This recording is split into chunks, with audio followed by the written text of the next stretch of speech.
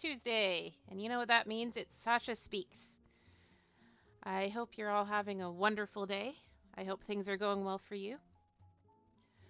Um, oh, so today's subject, the Marvel Cinematic Universe, the MCU for short. Uh, so just a little bit of preamble. This is all going to be completely 100% opinion. I don't expect anybody to agree or disagree with me. I'm just here to ramble, and I hope you enjoy it. So, uh, that being said, my plan today, um, I decided to continue on my experiment of doing a mostly unscripted ramble, and I hope it goes well. Um, my last one seemed to do pretty decently, so I figure, hey, maybe I can repeat that. And if not, and if it doesn't work, then oh well. But so far, I seem to be getting pretty positive um, response. So I don't know. This might be something I carry on. I don't know. I'm also thinking of making my alternate off weeks another, another video game stream because I just recently got um, the Warhammer 40,000 game Chaos Gate Demon Host, and I have been playing it a little bit already, and I think it would be a very enjoyable game to stream. As we do have a lot of 40k fans in our audience, I think it would go over well, and it's brand new. I just have to make sure that it works with the streaming software. But that being said, um, let's get into it. Uh, my first subject is Loki. And before we dive too much into it, yes, it's Tom Hiddleston. As you might know from my Thirst stream, he is on my list. Hello, Lakey Glock. Um, so, yes, he is attractive. I will get that out of the way right now. That is one reason I was attracted to him. It is not the only reason, and that is what I'm here to talk about. Yes, Bongos of Chaos. That's Loki. He is definitely chaotic. So, what else attracted me to him other than his delicious looks and his delicious accent? Well, he is a tragic character. A very tragic character. Uh, over overlooked, overshadowed, uh, resentful because of it. Yes, chaotic sexy. I think that's a great term. Chaotic sexy, yes. That is Loki. Um, and I'm going to go back to the very start of when he was introduced in the movie Thor as Thor's adopted brother. Um, him being the sneaky, magical one, and Thor being the hit everything with a hammer one. And they both had evolved sort of a working relationship, so to speak, a family relationship. Although Loki's deep simmering jealousies and insecurities had already been affecting him his whole life.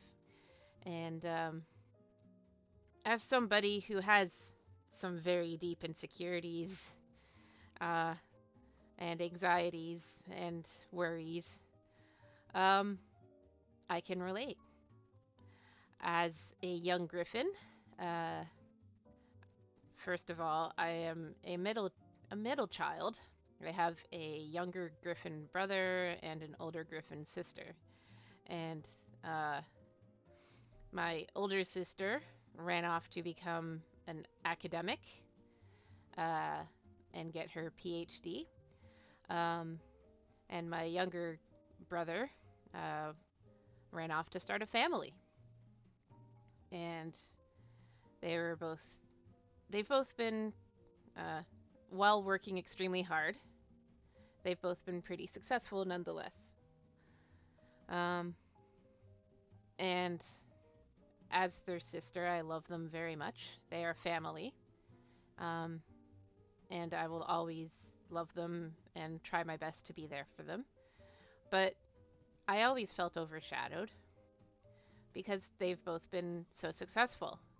And here I am, a big, hot, anxious mess, not sure what to do with myself.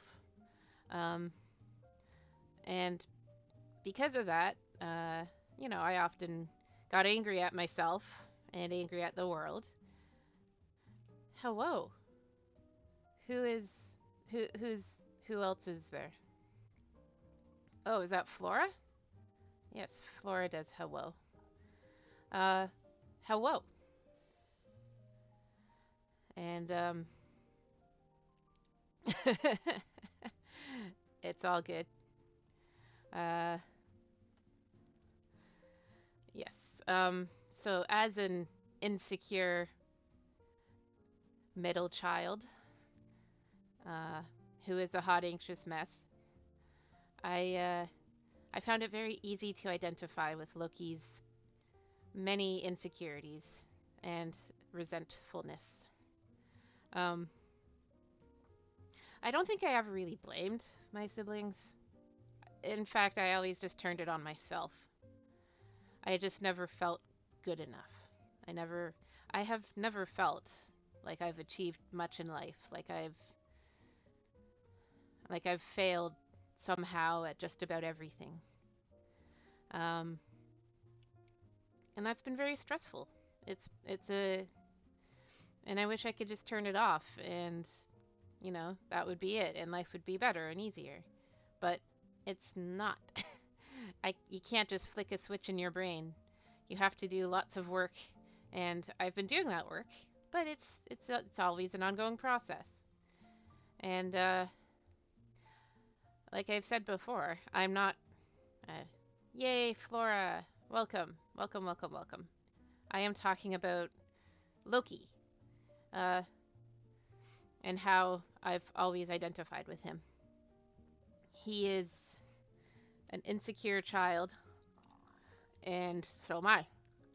Um, Obviously, that's where our different, I'm not a genocidal person. I would never wish to commit harm on somebody else. So in that we differ greatly. But I can see where a lot of his motivations come from. I understand. Hello, Ryaskar. Thank you for lurking. A great pleasure to see you as always. And I hope you have a wonderful day. Um, Sorry, I'm eating a Swedish berry. Please don't get resentful, Elizabeth. Um, yeah. Speaking of resentfulness. But yes. Loki doesn't quite know how to identify himself. And so as a result, that sort of poisoned the way he thinks. Uh, he's always had a, a complex about him, inferiority complex, despite being extremely powerful, skilled with magic, cunning, sharp, intelligent, witty. He just never felt good about himself. He always felt like he was left behind, like he was never expected to amount to much. He was not the golden child like Thor, who was this brimming, muscle bound, perfect man who could do anything and was loved by all and never, looked down upon. And meanwhile, he was just trying his best to survive. And here's everybody mocking him for who he is and what he does because he's not quite so hit things with a hammer as Thor is. He's always been different. Um, and not quite in ways he can quantify. He just knows he is. And I feel like you know, up until he realizes he's a frost giant, a Jotun, he he just feels wrong, like he doesn't belong there, but he can't pin down why. And obviously I'm not a frost giant, but I am a resentful middle child who has a lot of issues to deal with and has found it incredibly hard. I'd imagine Loki has a lot of psychological issues that could use some serious therapy. Um, and if he was less a genocidal. Uh, no, I'm not a frost griffin. Although I am Canadian, so maybe I kind of am by default. Uh, Not as far as I know, though. I don't believe I'm frost anything.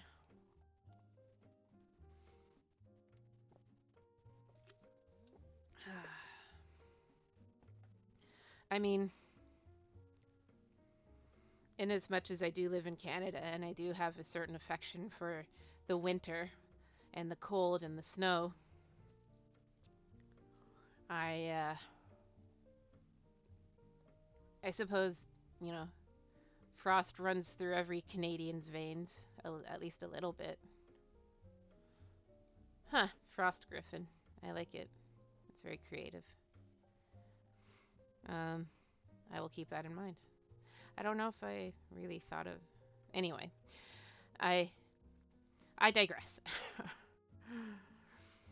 But yes, so Loki on his journey through the MCU constantly lashes out, uh, seeks understanding where there necessarily might not be any. People don't understand where he's coming from because they. That's all right, Licky Glock. That's all right. That's one reason why we love you. Um, he's always lashing out because he's unable to confront his own inner problems. And because of that, it's establishing any relationship beyond, you know, violence or anything has been really, really tough for him. And so he learned to manipulate people, um, to because he fears that if he was honest, nothing would ever happen. He'd just be alone forever. And well, I don't manipulate people. I mean, in as much as is common, I guess. I try not to. Um,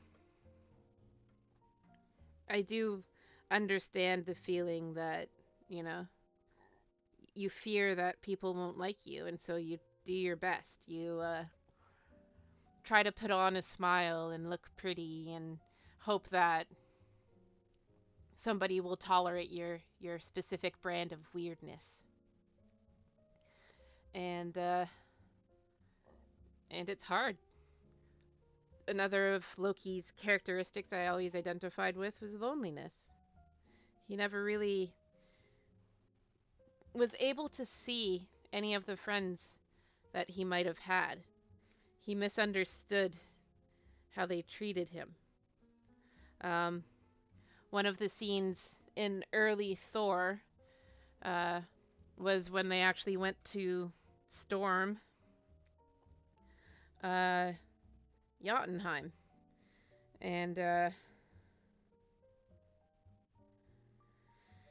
and on the way, on the Bifrost, they're on their way to the gate, and everybody mocks Loki, and everybody laughs because that's just what they do. They're all like big tough guys who mock and joke and laugh and insult, and that's the way they relate to other people. But to Loki, he takes it personally because he has no other way to take it. Um, in his context, they're just mocking him for who he is, and it's another reason to resent them and to hate them because he doesn't view it as a form of affection. He views it just as straight, plain mockery. He takes it at face value and is unable to penetrate the the underlying uh, affection that's present. And I've often struggled with that too.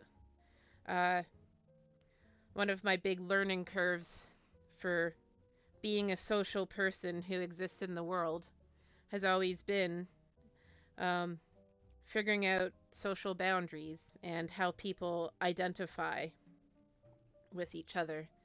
Um, it's been hard. And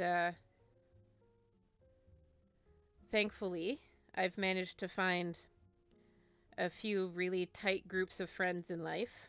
Uh, Obviously, the other members of the Dungeon Lounge, and several others, including Licky Glock, who have treated me with nothing but respect and love and kindness and charity.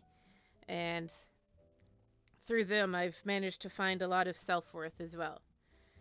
Because one of my coping methods has been telling myself if they didn't want to hang out with me, they wouldn't hang out with me. And because people don't waste their time. They're not going to waste their time with someone they don't want to spend time with. Because time is valuable and important. And and if they didn't like me, they would have left me a long time ago. So, unfortunately, that's one thing I have that never did. He never did have a strong social network of friends who love him for who he is and cherish him and treat him with respect.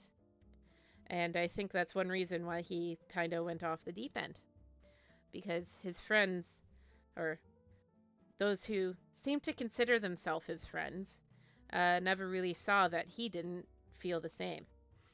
And so they just continued on doing what they do.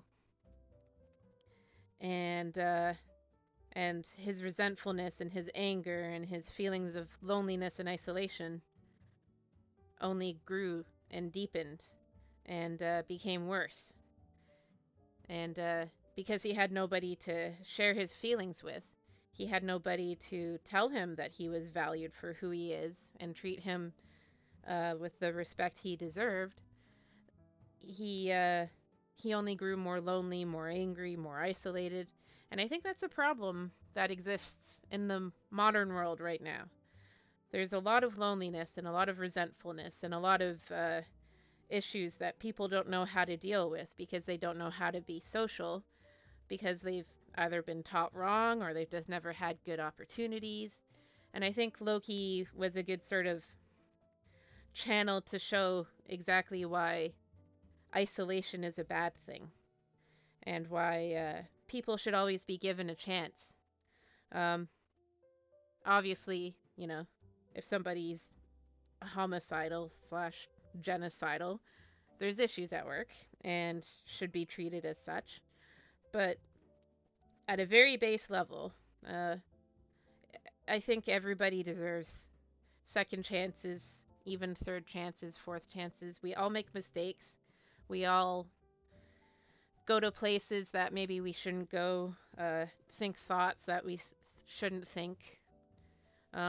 And it's very easy to get lost in that if you have nobody to steer you back. If you have nobody to reaffirm your worth and value as a person and to tell you that you're loved and you're important just the way you are.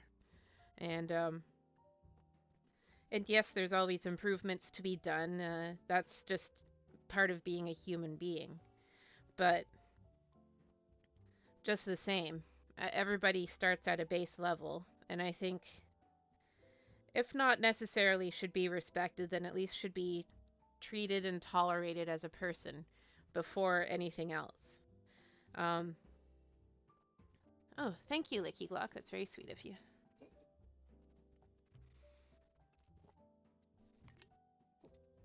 And Loki's loneliness and isolation, I think, kind of brought that into sharp focus for me. It it really, it's a very visual, high impact way of showing just what uh, that loneliness, resentfulness, that anger can do to a person. And of course, him being a fantasy character, a god of sorts with powers and influence and all of that. Um, it's a very visual way, and it's a very useful way. It and I wonder if a lot of people miss that.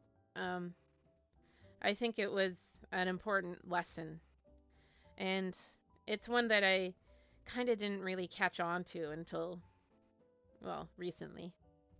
Um, it's very easy to get blinded by amazing performances, which, of course, Tom Hiddleston is guilty of because he's basically the best ever, or one of the best ever, um, and super pretty and British, and but as a character, Loki is just chock full of tragedy and lessons. And I've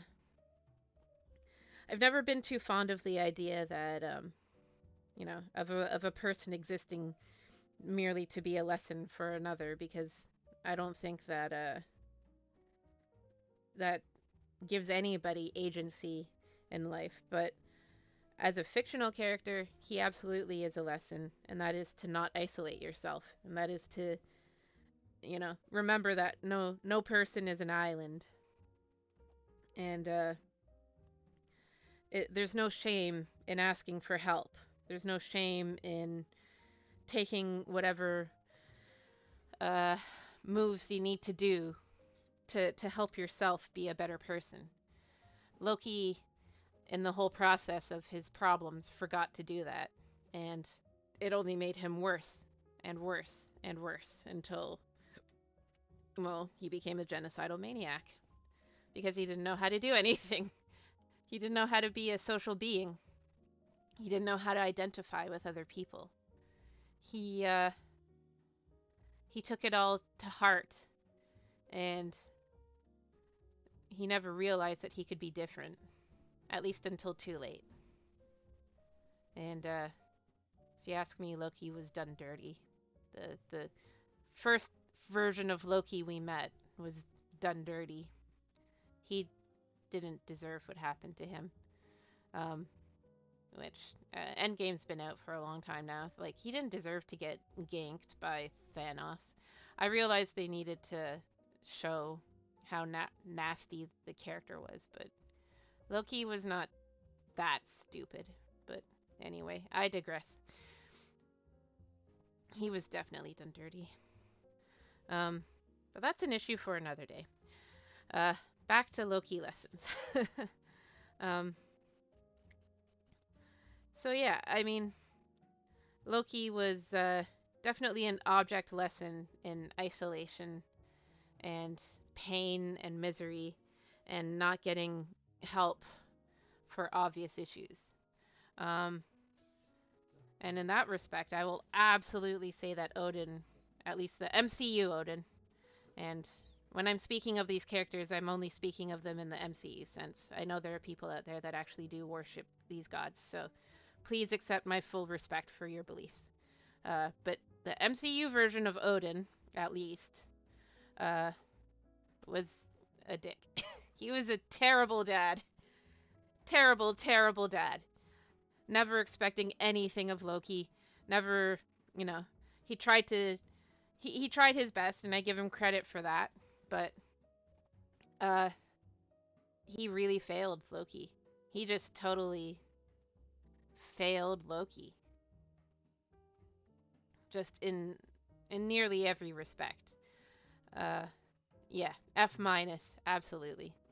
Um, and credit, Freya was amazing. Sammy Tech Savvy, welcome, welcome, welcome. Welcome to the Raiders. Woohoo! Welcome Winter Blaze. Woohoo! Hi everybody. How are you? Thanks for coming in. I really appreciate your raid. I am Sasha the Griffin. And yeah, Foxy flew for raid. Woo! And today I am talking about different aspects of the MCU and how I've identified with them personally, because The MCU is so huge and so big, just like pretty much everything else I've examined in my Sasha Speaks, that I'm just zooming in on what I latched onto. So, right now I'm talking about the handsome maniac Loki and how I'd latched onto him, so to speak. And right now I was just finishing up talking about his loneliness and his isolation and how he's basically a case study in how loneliness and isolation and resentfulness can affect a person. And did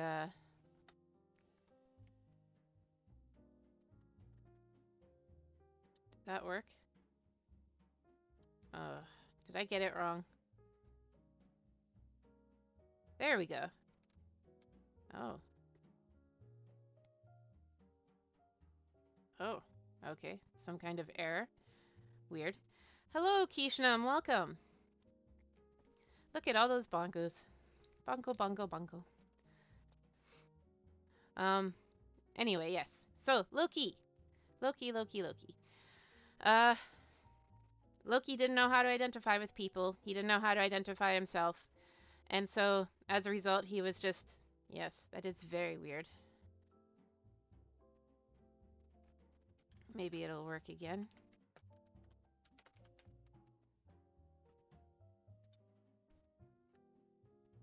Oh, interesting.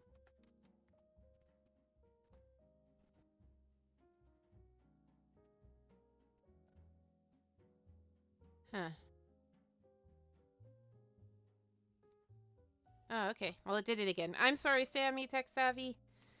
It's it's being weird. Uh, but I'm sure you had a good time playing whatever you were playing, and I appreciate the raid. Much love to you and all your raiders. Um, but yes.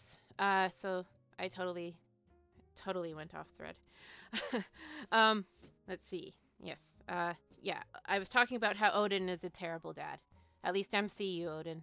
Um, Freya, on the other hand, did try her best. She was a strong, capable, fierce mom, and she tried her best to instill all of the best lessons into both of her sons. And full credit where credit is due, she considered Loki her son, even um, despite the fact they weren't blood related. She did her best with him, and he loved her. He responded in kind, and despite his many resentments for the rest of his family. Hi, Nox! Welcome. Welcome, welcome. Um, and despite Loki's many resentments for family and alleged friends, who were all jerks to him, um, he truly did love Freya, or Frigga, or however you say her name. I know she has many names, but anyway, um, as portrayed in the MCU, Freya was awesome and amazing and loved Loki fiercely, and was startled when Loki started pulling his crap. And rightly so. She expected nothing but the best for her sons. And, ooh, London. That's exciting. I've been there. London's amazing. Um, and, uh, and when Loki started pulling his crap, she was just like, "Yo, what's going on here? Why are you doing this, son? I love you." And Loki was like, "Ah! I hate everybody except you." And then stuff happened. So yes, while I'm not a genocidal maniac, nor am I an expert in magic, uh, I did identify with a lot of what Loki felt and thought, and that's why, more than just his looks and his delicious accent, uh, I really heavily identified with him. He was expertly written and acted and directed. Um, and that was another reason I loved him so much, because My Griffin father happens to really love Kenneth Branagh and his many Shakespearean films adaptations, and when I found out that Kenneth Branagh was directing Thor, I was like, oh, this is gonna be amazing. And Kenneth Branagh did a fantastic job with the story. Um, I've read a lot of reviews that were like, oh no, this movie is so dense and so thick, but really, it's it was designed primarily as a Shakespearean kind of movie.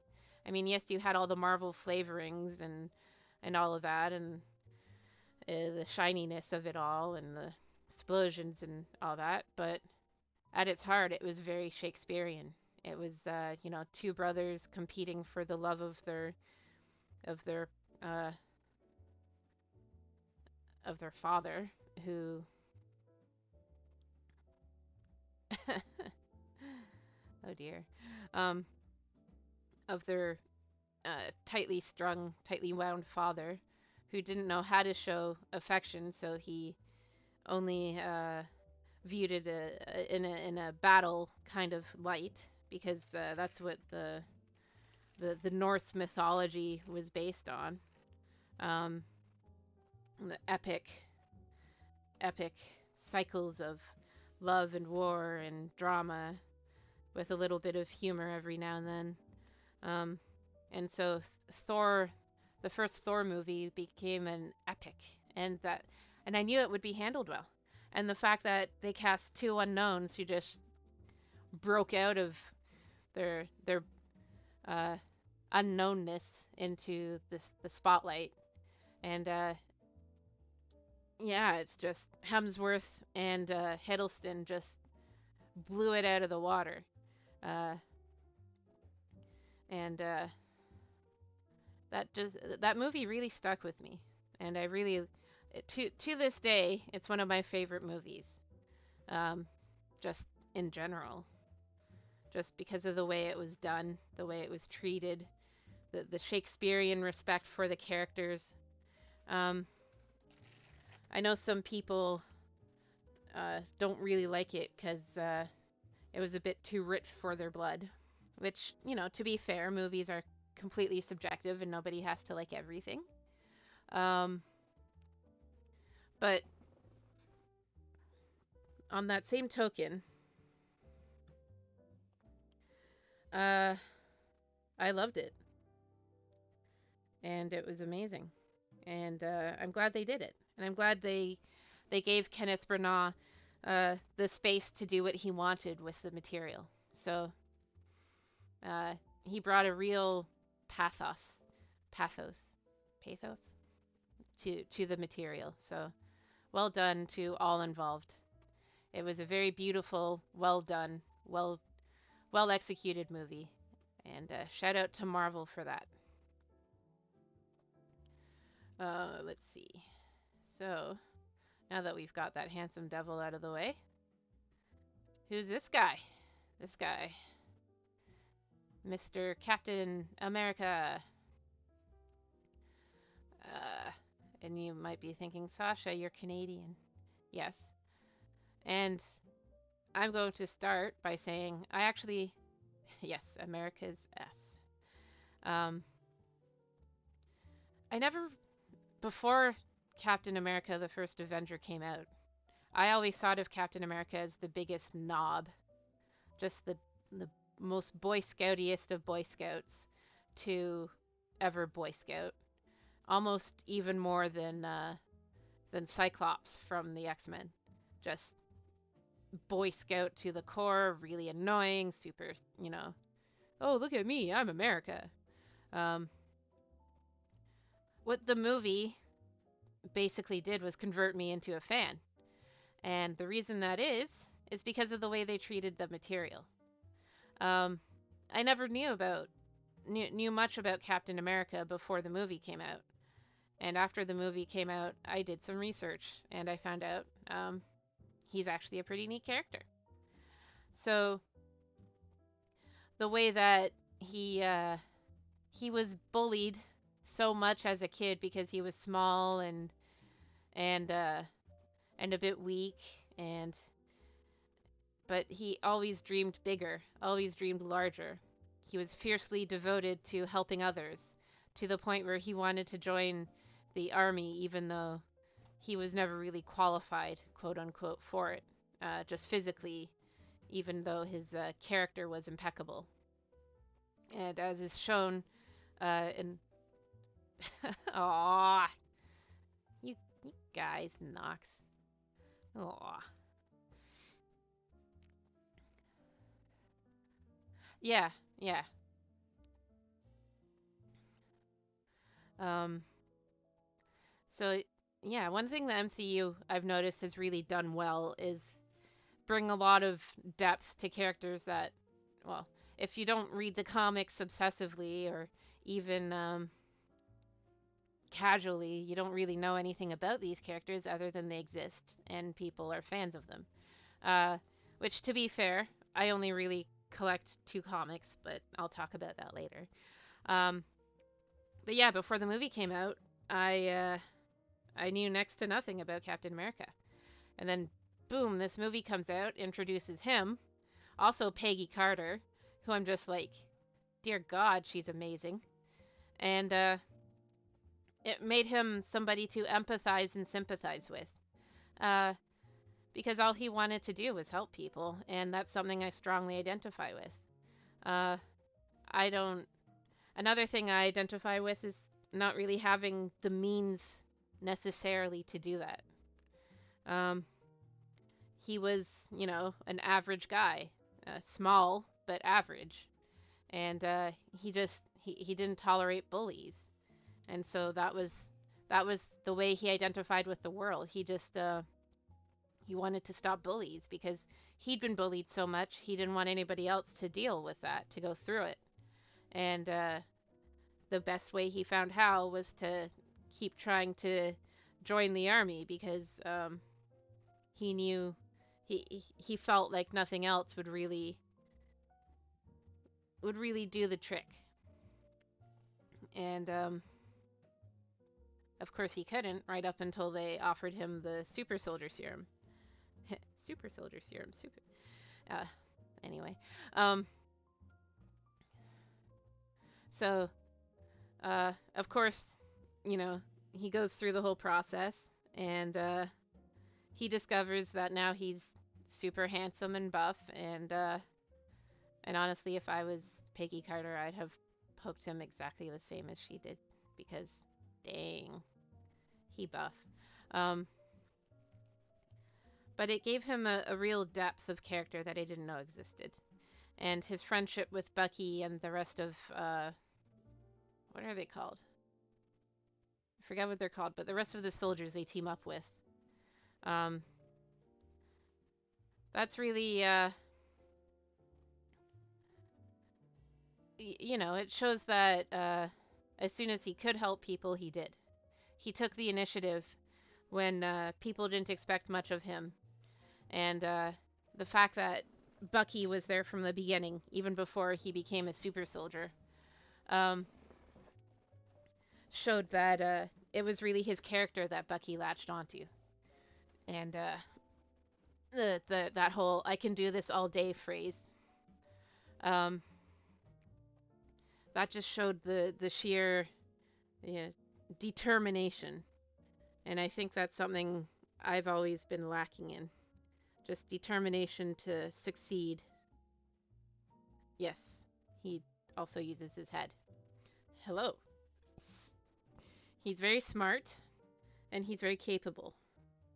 And those are two things that I don't know necessarily that I am, but I try my best. Yes. Yes, it's widely acknowledged that he's one of the smartest Avengers, if not the. Um, I I was gonna get into that. Thank you for pointing it out, though. Yes, he the super soldier serum didn't just enhance his muscles and his body; it enhanced his head, and of course, the whole premise of the serum was that it just brought out the best of what was already there. So of course you get the character note of Captain America versus Red Skull, and Red Skull being um, an equally fierce, determined bad guy, but um, it shows that character wins the day, even if strength and smarts are equaled. Because Captain America didn't tolerate bullies. He didn't want anybody to be bullying anybody else, and so the the best way he found to do that was to become a hero. And he he uh, he suffered from loneliness too, because isolation affects everybody, not just genocidal Norse gods in the MCU. Um, but he just turned that into fuel for his actions and his beliefs. Um, yes, so he is a very smart boy, uh, because well, his shield, uh, and that's one thing that really struck me. His shield, uh, haha, pun intended, I guess. Technically not, but I'll claim it. Um, Instead of using a gun or a weapon of some kind, he uses a shield, and that's very pacifist of him. Yeah, mine too, Nox. I could use some of that. Um, the fact that he uses a shield instead of a gun, and that's not very, like, I hate to say it, and with all due respect to our American fans out there, and I actually do have an American brother-in-law, um, America is all about them guns. Guns here, pew pew, guns there. And he uses a shield, not a gun. And I mean, I know in the movie, for a few moments he does use a gun, but primarily his shield is his weapon, and it's not really a. I mean, it's both a weapon and a defense, but um, it's a very pacifist notion. You don't have a weapon. You don't. You just do everything purely in defense, and I think that's a very powerful signal. It's a very important thing to show that the leader of a group of superheroes uses a shield. It promotes the de-escalation of conflict before, uh, or at least the attempt to always de-escalate first, and then if things don't work, then continue on, and hopefully always with a defensive tone to it. You don't you want to promote cooperation and talking and using your words. And I think I think that's something that gets lost a lot these days. People are quick to move without thinking, to act, to be impulsive, and I'm not saying that's necessarily a bad thing because a lot of great things have been done on impulse. Um, a lot of powerful moments have been done. A lot of things have been said that might not otherwise have been said or done. But um, we need to recognize that, you know, we should try talking first. We should be the bigger person. And it's hard. It's tough. And that's why you have to work at it. It's I've seen it put forward quite often that pacifists are cowards. And I don't think that's necessarily true. Or at least not in certain respects. I think pacifists have to fight in their own way to make their presence known. Um, but uh, where was I going? I think I think pacifism has a value, and I think it's great that Captain America, one of the biggest Marvel superheroes, both in the MCU and in the comics, promotes that. It's a very kind of 60s and 70s kind of notion that should be promoted a lot more. We need to try working with other people.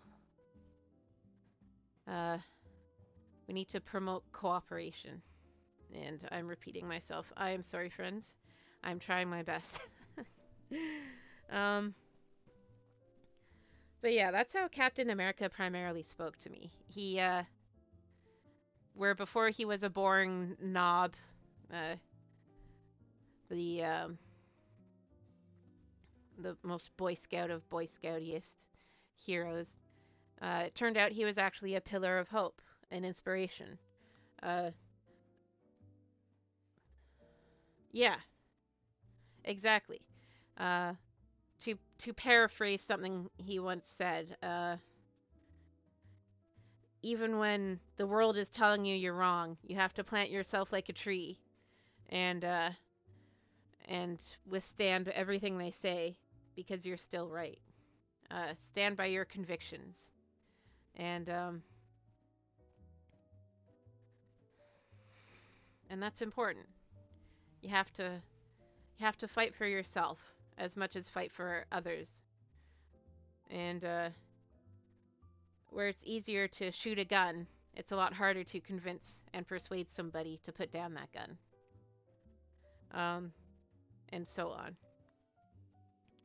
Uh, I think, and that's important for sure. Courage, courage is something important, and if Captain America can help promote that and inspire people to do the best with what they have, then that's valuable and that's important. And I think the way that the MCU handled Captain America was really, really well done. They gave him a history, a depth, a character. He was firm. He was firm in his convictions. He knew how to use words. He tried to inspire his fellow soldiers and then his fellow man. And he was funny.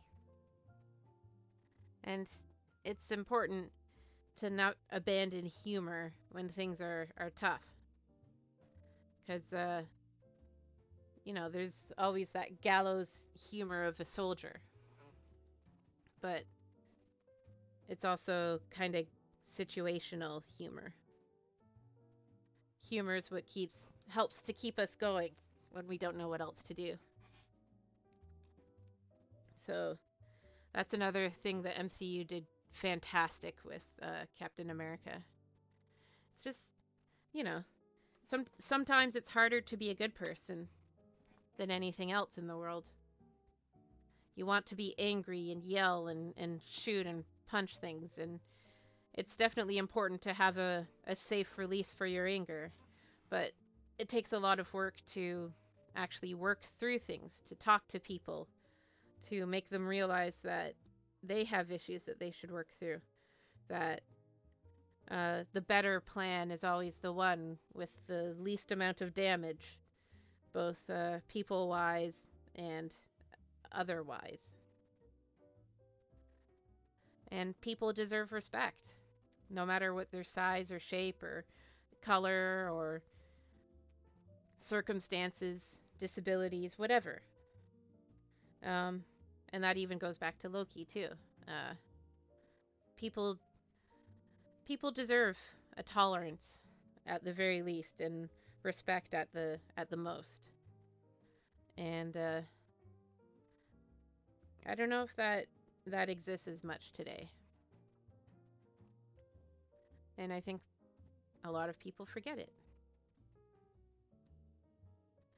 So yeah, the biggest strength of the Avengers is their teamwork, and Captain America is what unites them. He shows them what they can be, that despite all of their powers and issues and mental problems and all that, they have somebody they can unite behind. And it's very symbolic of humanity in general. Uh, because a lot of people work better when they unite behind uh, a figurehead, a leader, and being a leader is very hard. Captain America excels at it, but that's only because he's worked so hard to get there. He had to go through a lot to get to that point. And leaders are, it's so very easy to mock a leader right up until you attempt to do their job. And then it becomes an understanding of just what kind of a weight they bear. A favorite Shakespearean quote of mine is, "Heavy is the head that wears the crown," which has become a bit popularized, but it's true. Because everybody wants the crown, but nobody actually wants to wear it.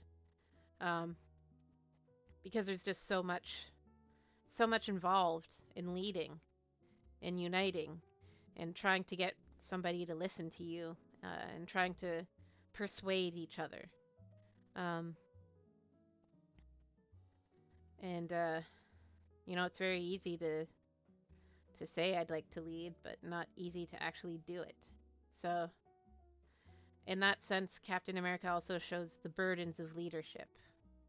He he's a very strong character, and a lot of his strength comes from being able to show the others and lead them in the right way. And Captain America really illustrates that well. Um, he's the he's the Avenger with, I guess you could call it, the least powers. Although it's really arguable as to whether you could call what he has powers or not. Um, his power, his ability to throw the shield and make instantaneous calculations. I don't know. It's debatable because it's from the serum, but he's also a very smart boy. So does that count as a serum enhancement? I don't know. I guess it's however you want to interpret it, but in any case, he's not like, he can't fly, he's not flashy, he doesn't, you know, but he's very good at what he does. He's a sort of enhanced human, and I've always liked that about him. Yeah, I mean, I've seen it put forward that um, it's not really super strength, it's just a human at the ideal peak of strength. So, like, one theoretically could get that strength without the serum just by doing a proper exercise and diet regimen. So, the serum was just a cheat to get there without all of that work. And also because he was small and didn't have a lot of muscle mass. Um, so, I don't know. In any case, yes, he is very strong. Um, and very smart. So, yeah, Captain America. Pretty awesome. Speaking of humans, we have this guy, Hawkeye. He is one of the two superheroes I've actually made an effort to collect of their comic books. Mostly I buy trade paperbacks though, but Hawkeye is another sort of base human, I guess, depending. Um, he's just a very, very, very good archer, but he's also an expert fighter. He also, having been trained by the circus in his youth, um, the movies didn't really show it, but um, excuse me. His comic history is that he actually started off as a supervillain, encountered the Avengers, and they convinced him to become a hero instead. So I don't think that was really carried over to the movies. But in any case, I love Hawkeye. He's very fun. He shoots arrows, and he's very good at it, and he fights. Um, he's always been viewed as like a side character, and I suppose this is where my love for side characters tends to come in. He's a dude, and he's a very cool dude. He's uh he's very friendly. He's very amiable. He he's very practical and pragmatic too. Uh, his introduction into the MCU was pretty neat. Although I'm not really fond of how they. I think he got done dirty a little bit too, because when he was uh, when he was spelled by Loki, he I guess maybe that's his history. His comic history was what they were kind of side. Um, it was what they were kind of referring to when Loki cast his spell on him. Um, because he was villainous for a while. Yeah, I think Hawkeye deserves a lot more love than he gets. Just because he's a regular dude, he doesn't have superpowers. Um, but I think they uh, at the MCU started to treat him a lot better once he was redeemed. Um, and especially now that he has his own series, so I think that's great. I think he deserved it. He earned it. Um, but yeah, starting off as a Shield agent, I think was a great move as well. Um, it gave him sort of a ground level within the MCU to build up off of, and I love that they made him an Avenger. But he's always sort of been a an individual kind of hero. He's more of a ground level type of hero than a super flashy, shiny one. And I think that's part of his strength, his charm. Because in the comics, at least in the Matt Fraction run, he actually buys an entire apartment building so that everybody within doesn't have to move out because they can't afford rent, and he doesn't charge them rent or very minimal rent. And he deals with a lot of like the Russian mob, the tracksuit mafia, as they're called. Um, and he's very he meets Kate Bishop and he trains her to become the next Hawkeye, and a little bit reluctantly, she kind of inserts herself into it. Um, but they're very grounded. Like they're both they don't really deal with aliens and spaceships and pew pew and godly sagas as much as everybody else. He's he's a he's a dude who happens to be an Avenger who has a bit of money to play with, and he does his best. He goes in when called to help the Avengers, but um, otherwise he's just hanging out, doing his thing, and he kind of he's always just kind of wanted a peaceful life, and who doesn't want that? He realizes his skills grant him abilities that others don't necessarily have, and because of that, he has responsibilities. And he takes it seriously. And yeah, he very much is the heart of the team. He, where Captain America is the leader, Hawkeye is like part of the glue that binds them all. Yeah, team dad, basically. He he offers advice. He listens to the others. He helps give them a more grounded perspective when explosions are happening and nobody knows what to do. Uh, famous line in Endgame where you know we're we're in the, there's an entire city in the air and there's evil robots all around and I'm here shooting arrows. Uh, it's really weird, and I think he's a great sort of more grounded character to show just how bizarre things get. And I think that it's often glossed over in the Marvel movies. Uh, it's a delicate balance, though. They're trying to show these amazing spectacle storylines, but at the same time, they're also trying to show how it affects the average person. So that's where a character like Hawkeye comes in, where yes, he's a hero and he does amazing things, but he uh, he also has a very average person kind of perspective to things.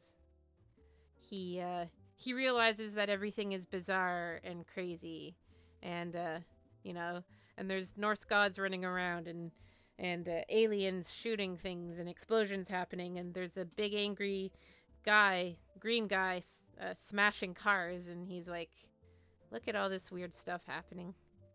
I'm here to shoot arrows, and I'm good at it, and that's my thing. Also, you might want to do this. There's a guy coming your way and stuff." And that's one thing I love that they showed in the Avengers, where, Loki's invaded New York and all of the aliens are zooming around shooting things, and Hawkeye is standing on a corner shooting his arrows, but he's also advising the other team members. It's like, there's a guy over there. There's a guy over there. Go over there, and stuff. Um, Bad guy on your six, that sort of thing. He's very important that way. Um, and it's a good thing to have sort of a team dad. Uh, I guess you could arguably say that where Captain America is team leader, team mom, you have I'm sorry guys. I just totally lost my train of thought there.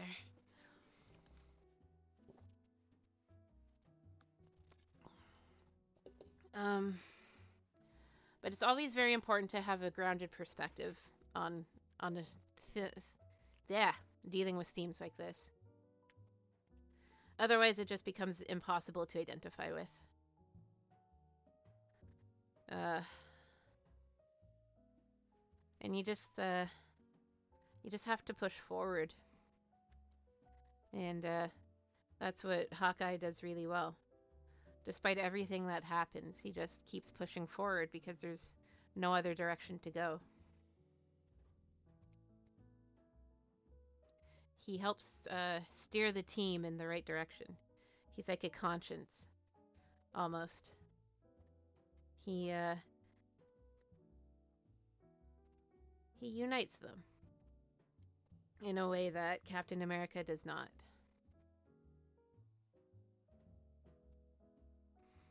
And he's just very cool.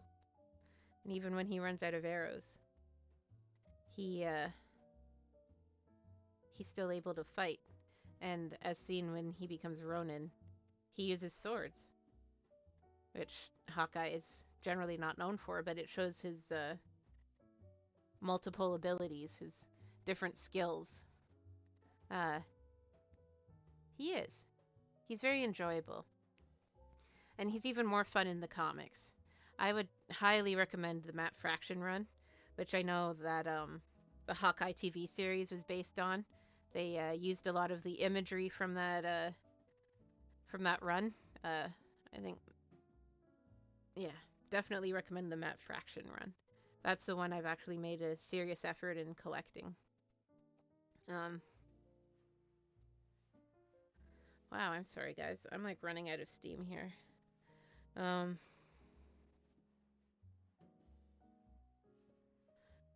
yeah.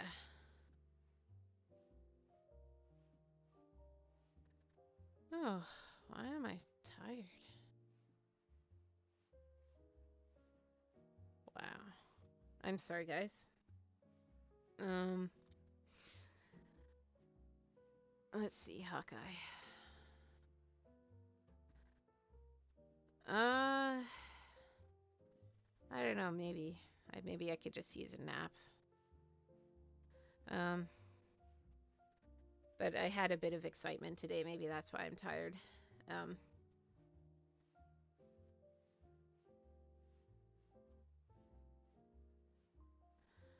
yeah. Uh, so just to digress a little bit, separate from Marvel, um, my my mother Griffin found an injured chipmunk in our backyard, and and we put her in a little cardboard box, and with water and some walnuts to nibble, and I think she got hit by a bird. Like I saw, it was either a crow. I think it was a crow, and I saw it dive down about halfway uh, in our backyard, and then dive back, and then not dive, fly back up again. And I think um, it was hitting the chipmunk, and uh, and so my mother and I have been checking up on it. I called a local wildlife rehabilitation center, but they haven't called back yet. So we're just sort of leaving our little friend alone and hoping she heals. Um, but we're worried. We're a bit worried about her. Um, the injury didn't appear to be too bad. It was just under her eye, but yeah, I think the poor little chipmunk. I think my is weighing on me a little bit. I love chipmunks. I've always loved chipmunks. They're just so cute. They're so adorable the way they run around with their little tails up and they skitter everywhere and they climb trees. They're just super cute. And we've always had a chipmunk or two in our backyard. So, yeah, I have a great affection for them. So, yeah, we're worried. So I think that's on my mind right now. Hopefully the wildlife place calls back soon. Um, but yeah. Uh, anyway, oh,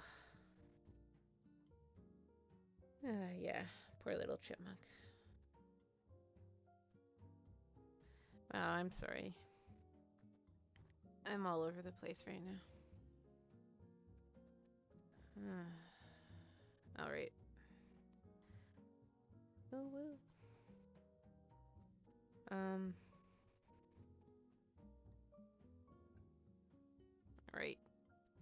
I think I just need a moment to gather my thoughts here. Uh, Hawkeye. It's actually neither. It's a lady. I think a mother too, but I'm not a chipmunk biologist, so um, I think she must have been darting out to get food, and that's when she got hit by the bird. Um, which is,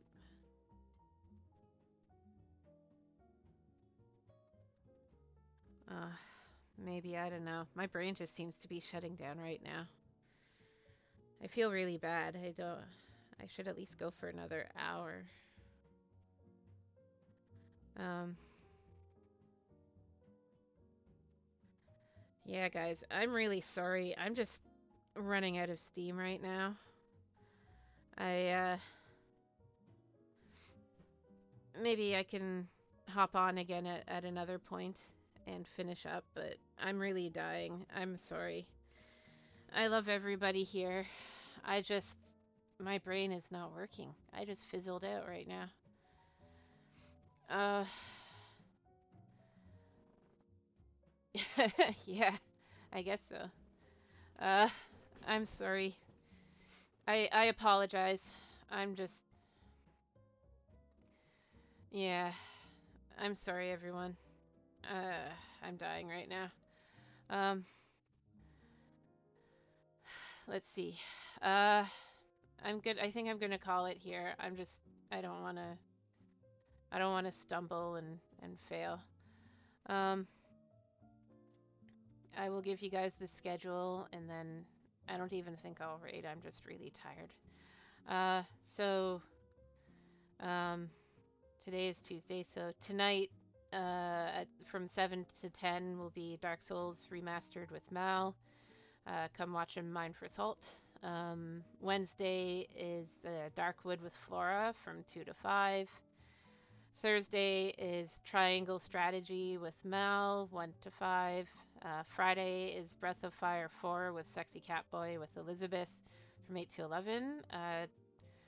Normally, Saturday is Divinity Original Sin from 3 to 5, but this Saturday there will be no stream because all of us at the Dungeon Lounge will be at a barbecue. So feel free to enjoy your day as you do. And then Sunday, I don't know what's happening. It'll be something. So I don't know. Keep an eye on our socials. Something.